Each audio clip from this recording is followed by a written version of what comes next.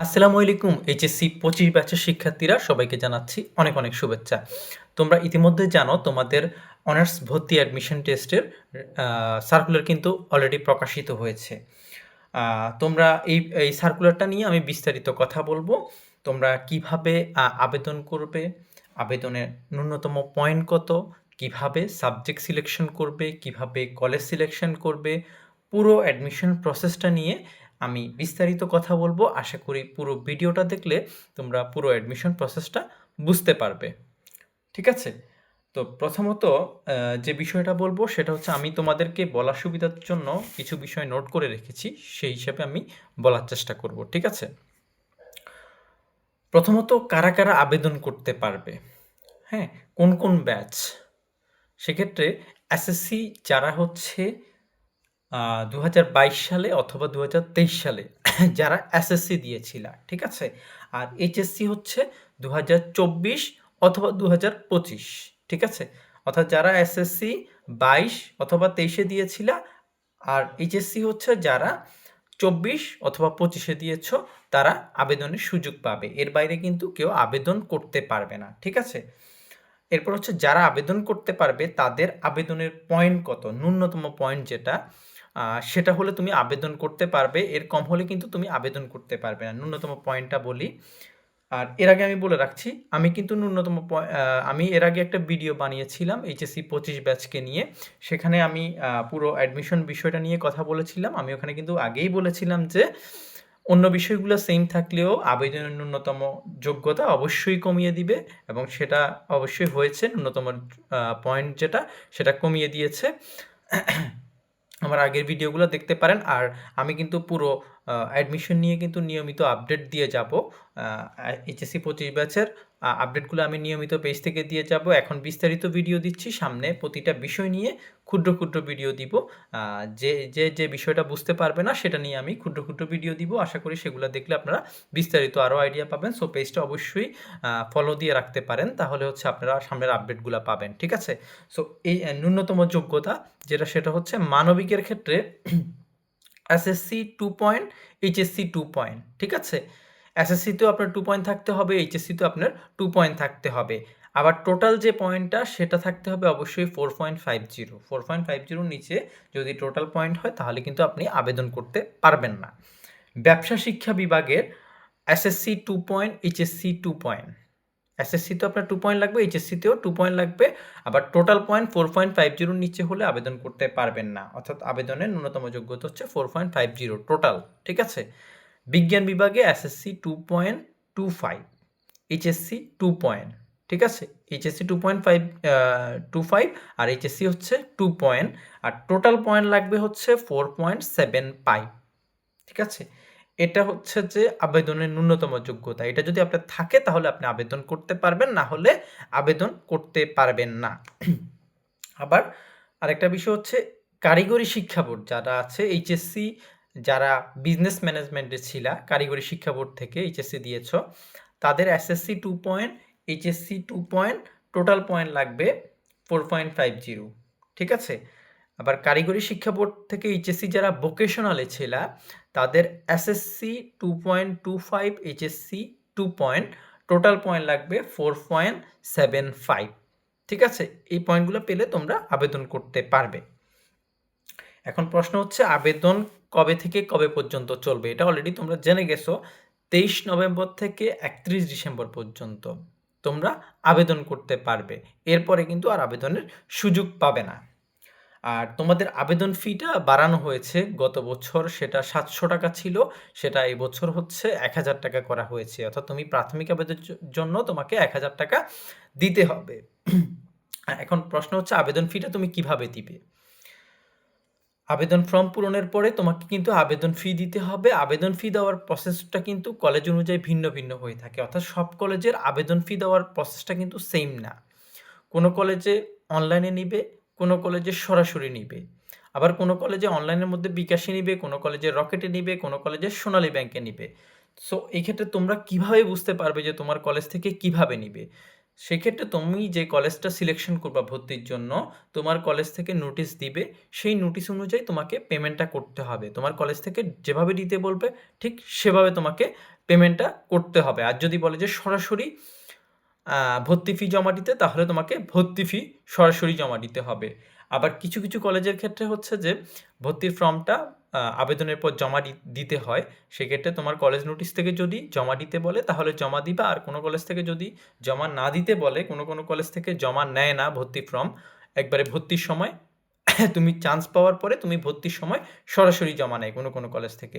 So তোমার college notice থেকে যেভাবে বলবে ঠিক সেভাবে তুমি হচ্ছে পেমেন্ট এবং ফর্ম জমা দেওয়ার কাজটা করবে। আশা করি বুঝতে পেরেছ। এরপরে যে বিষয়টা পরীক্ষার ধরন, খুবই ইম্পর্টেন্ট যে বিষয়টা পরীক্ষার ধরন, সেটা হচ্ছে এমসিকিউ পদ্ধতিতে হবে 100 মার্কসের পরীক্ষা। ঠিক আছে, এমসিকিউ পদ্ধতি 1000 মার্কের 100 মার্কসের পরীক্ষা। ঠিক আছে, সেক্ষেত্রে 100টা এমসিকিউ থাকবে, তোমার সময় পাবা তুমি 1 ঘন্টা। 100টা এমসিকিউ দেওয়ার জন্য 1 ঘন্টা সময় তুমি পাবে। আর হচ্ছে এখানে কিন্তু কোনো নেগেটিভ মার্ক নাই, অর্থাৎ কোনো কোনো পরীক্ষার ক্ষেত্রে হয় না, যেমন পাবলিক পরীক্ষাগুলো বা চাকরির পরীক্ষাগুলোতে তোমার 3টা বা 4টা প্রশ্নের উত্তর ভুল হলে তোমার 1 মার্কস কেটে নেয়। সেক্ষেত্রে এখানে কোনো নেগেটিভ মার্কস নেই, তোমরা 100টার মধ্যে 100টাই উত্তর দিবে। ঠিক আছে, চান্স মানে হোক না হোক 100টার মধ্যে 100টাই উত্তর দিবে। জিপিএর উপর থাকবে 100 মার্কস। ঠিক আছে, 100 মার্কসের তোমাদের পরীক্ষা হবে, আর জিপিএর উপর থাকবে আবার এক্সট্রা 100 মার্ক। ওই 100 মার্কের মধ্যে তোমার এইচএসসি থেকে নেওয়া হবে 60% মার্ক, আর এসএসসি থেকে নেওয়া হবে 40% মার্ক। আশা করি বুঝতে পেরেছো। এইচএসসি থেকে সবচেয়ে বেশি নেওয়া হবে 60%, আর এসএসসি থেকে নেওয়া হবে 40%। সেক্ষেত্রে যারা এইচএসসি রেজাল্ট ভালো তারা এগিয়ে থাকবে। কিন্তু তোমরা হতাশ হবার কারণ নেই, তোমরা যদি অ্যাডমিশন টেস্টের রেজাল্টটা ভালো করতে পারো সেটা হবে তোমার কলেজে চান্স পাওয়ার জন্য সবচেয়ে প্লাস পয়েন্ট। ঠিক আছে, এরপরে হচ্ছে তোমরা আবেদন করার পরে পরীক্ষার আগে তোমরা অ্যাডমিটটা কিভাবে পাবে সেটাও এনইউ নোটিশে উল্লেখ আছে। পরীক্ষার 7 দিন আগে তোমরা অনলাইন থেকে অ্যাডমিট সংগ্রহ করতে পারবে। সেটা হয়তো এনইউ থেকে তোমাকে মেসেজ জানিয়ে দিবে অথবা নোটিশ আকারে জানিয়ে দিবে। পরীক্ষা শুরুর 7 দিন আগে তোমরা অ্যাডমিট সংগ্রহ করতে পারবে। সেখানে পরীক্ষার তারিখ, পরীক্ষার সময়, পরীক্ষার কেন্দ্র সকল বিষয়ে উল্লেখ থাকবে তোমার অ্যাডমিট কার্ডে। ঠিক আছে, কোথায় পরীক্ষা হবে, কখন পরীক্ষা হবে, সব কিছু তোমার অ্যাডমিট কার্ডে উল্লেখ থাকবে।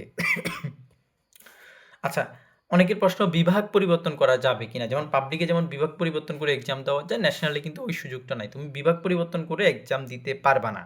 তোমার তুমি যদি ইন্টারে আর্টসে থাকো তোমাকে আর্টস গ্রুপের পরীক্ষা দিতে হবে, তুমি যদি সায়েন্সে থাকো তোমাকে সায়েন্সের পরীক্ষা দিতে হবে, তুমি যদি কমার্সে থাকো তোমাকে কমার্সের পরীক্ষা দিতে হবে। ঠিক আছে,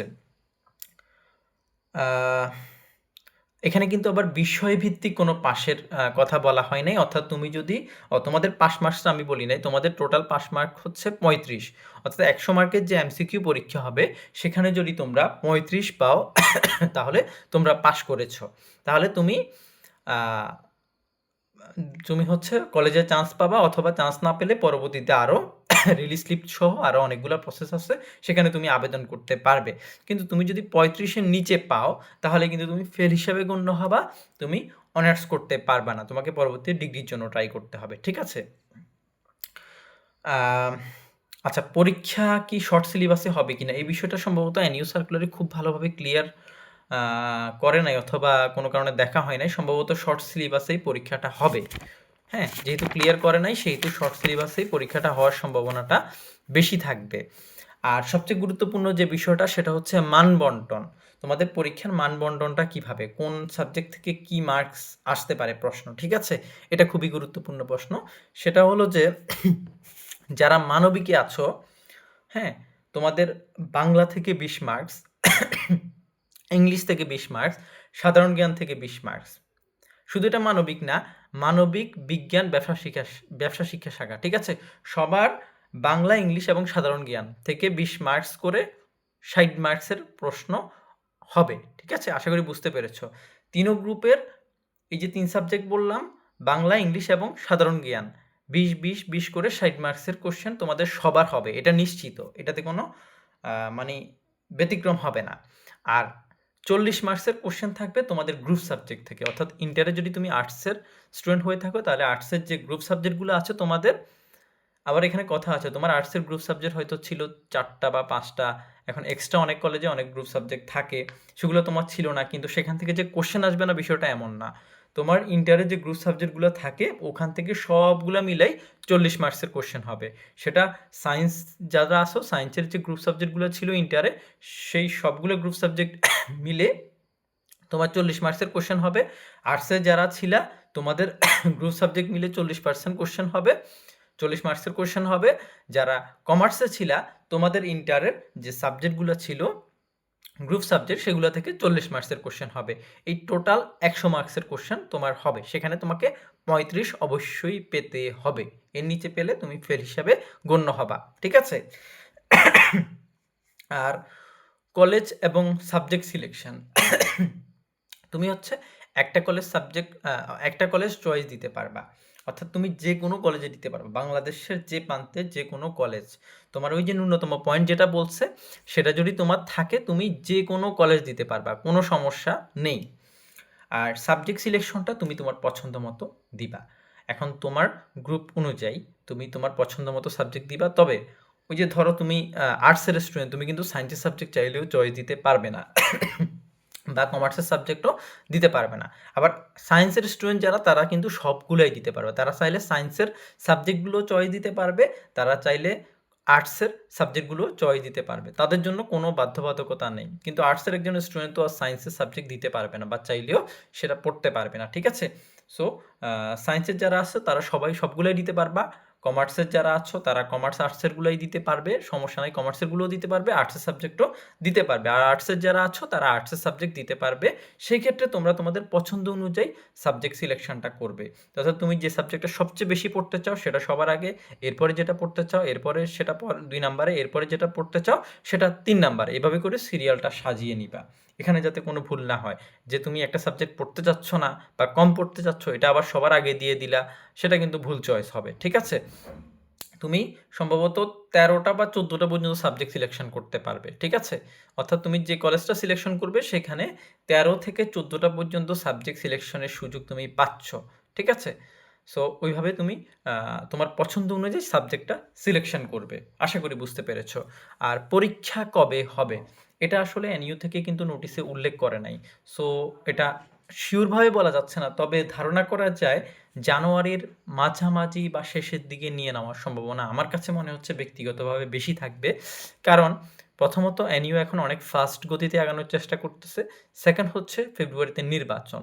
তো সব কিছু মিলাই এনইউ চাইবে নির্বাচনের আগে বিষয়টা সারার জন্য। যদি নিয়ে নিতে পারে তো খুবই ভালো হবে। আর যদি না নিতে পারে সেই ক্ষেত্রে নির্বাচন পরে যাওয়ার সম্ভাবনাটা অনেকটাই বেশি থাকবে। সো আশা করি পুরো বিষয়টা তোমরা বুঝতে পেরেছো। যদি কোনো কিছু বুঝতে সমস্যা হয় তাহলে আমাকে জানাবে কমেন্টে, আমাকে জানাবে, মেসেজ করতে পারো। সো আমি উত্তর দেওয়ার চেষ্টা করব। আর তোমরা পেজটা অবশ্যই ফলো করে রাখবে। আমি পুরো অ্যাডমিশন প্রসেসটা নিয়ে নিয়মিত ভিডিও দিব, এবং এখন তো পুরো বিষয়টা বিস্তারিত জানিয়েছি। সামনে প্রতিটা বিষয় নিয়ে ক্ষুদ্র ক্ষুদ্র ভিডিও থাকবে। প্রতিটা মানবন্টন নিয়ে আলাদাভাবে আমি আরও বিস্তারিত জানাবো। তারপরে সাবজেক্ট সিলেকশন নিয়ে আমি আরও বিস্তারিত আলাদা ভিডিও জানাবো। প্রতিটা বিষয় নিয়ে আলাদা আলাদাভাবে ভিডিও পাবা। কোনো বিষয়গুলো যাদের যে বিষয়গুলো নিয়ে বেশি প্রশ্ন থাকবে, যারা এমন এমন বিষয় থাকবে যে বিষয়গুলো নিয়ে অনেকেরই প্রশ্ন থাকে, যে বিষয়গুলো অনেকেই বুঝে না, সো সেই বিষয়গুলো নিয়ে আমার নিয়মিত ভিডিও পাবে পেজ থেকে। আর সামনের ভর্তি পরীক্ষা থেকে শুরু করে চান্স পাওয়া, রেজাল্ট দেওয়া, সকল আপডেট ইনশাল্লাহ এখান থেকে পেয়ে যাবে। সো পেজটা ফলো করে রাখবে, অনেক অনেক আপডেট পাবে। এবং তোমরা যারা যুক্ত আছো পেজে, তোমরা তোমাদের ফ্রেন্ডসদেরকে যুক্ত করে নিবা। যারা এইচএসসি 25 ব্যাচের শিক্ষার্থী আছো তাদেরকে যুক্ত করে নিবা, তাহলে এখান থেকে নিয়মিত তোমরা আপডেটগুলো পাবে। সো আজকে এই পর্যন্তই। ভালো থাকো, সুস্থ থাকো, সবার জন্য শুভকামনা।